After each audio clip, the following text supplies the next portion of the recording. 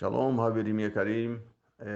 Estamos nos aproximando de uma data triste, né? Uma data onde todo o povo de Israel lamenta. Eu me refiro a Tisha B'Av. Tisha B'Av é uma data que corresponde ao dia 9 do mês de Av no calendário judaico. E é uma data que comemora-se, né, entre aspas, porque toda comemoração pressupõe algo alegre. Nesse caso, essa celebração, essa comemoração são de eventos tristes. Eu acredito que isso é uma coisa interessante, porque o judaísmo, portanto, seria uma das poucas religiões do mundo, não sei se existe outra, né, onde as coisas tristes também são dignas de serem celebradas. E o que se celebra em Tisha B'Av? A memória das tragédias que ocorreu com o povo judeu no decorrer de sua história, né? A começar pelo trecho na Torá lá do Sefer Bamidbar, o livro do Números, né? Onde o Eterno ordena que 12 espias entrem na terra de Canaã e vai espiar a terra.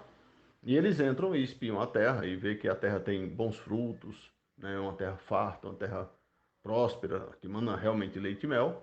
Mas também percebem que a terra ela é cheia de cidades fortificadas, são cidades muradas e os moradores dessas cidades são gigantes, né? São gente de uma estatura muito elevada, de muita força. E, portanto, se eles se maravilharam, por um lado, pelo tamanho dos frutos da terra, pela prosperidade da terra, por outro lado, eles se sentiram incapazes de consumar a conquista da terra de Canaã, porque, fisicamente falando, né, a disparidade era muito grande, né? Eles eram muito inferiores aos habitantes da terra de Canaã.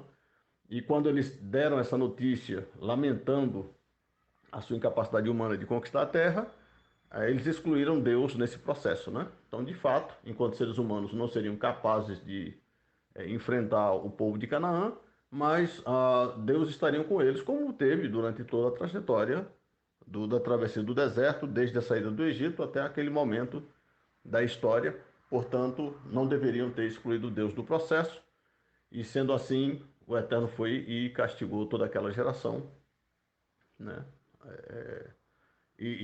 Daqueles espias puderam entrar na terra de Canaã para testemunhar que Deus estaria guerreando por eles. Dois, foi o Yehoshua e o Caleb, né? Josué e Caleb. Ok, então, de acordo com a tradição, esse evento dos 12 espias, essa má notícia que eles trouxeram da Terra Santa, ocorreu justamente no dia 9 de Av.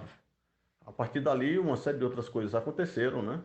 E, por exemplo, é digno de nota, que de acordo com a Halakha sempre se repassa, né? Nós temos a destruição do primeiro templo construído pelo rei Salomão, foi destruído no dia 9 de Av. Nós temos ali o segundo templo, reparado por Esdras e Neemias e magnificado pelo rei Herodes no século I, destruído pelos romanos, também caiu no dia 9 de Av. Nós temos no século XV, né, o decreto de Alhambra, onde força os judeus sefaraditas a deixarem a Península Ibérica, a terra de Sefarad, e os que ficaram foram forçados a se converter ao cristianismo. O decreto de Alhambra também ocorreu no dia 9 de Av.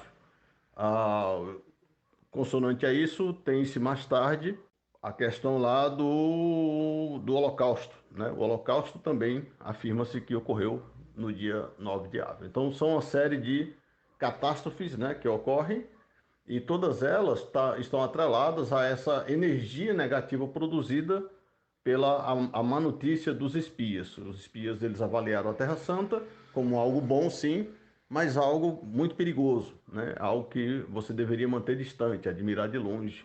E essa percepção acabou carregando o mundo judaico de períodos tenebrosos, né? Então, o 9 de Av é isso.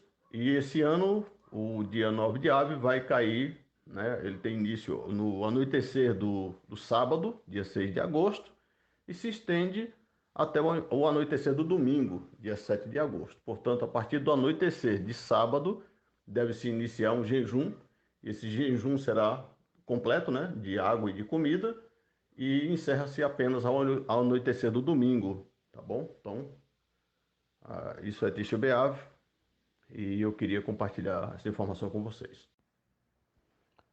No tocante à questão dos dois templos, né, da destruição dos dois templos que ocorreram cada qual em Tisha B'Av, no seu respectivo tempo, o rabino Benjamin Blair, na obra O Mais Completo Guia sobre o Judaísmo, vai nos ensinar que durante a geração do primeiro templo, os judeus eles amavam uns aos outros, né, cumprindo aquela importante mitzvah, que Rabi Yeshua, inclusive, a inclui dentre as mitzvot que resume toda a Torá, que é e amarás o próximo como a ti mesmo. Eles realmente amavam uns aos outros como a si mesmo.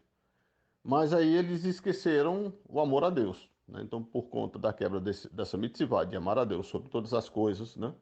Com todo o teu entendimento, com toda a tua força, então o Eterno vai lá e destrói o primeiro templo.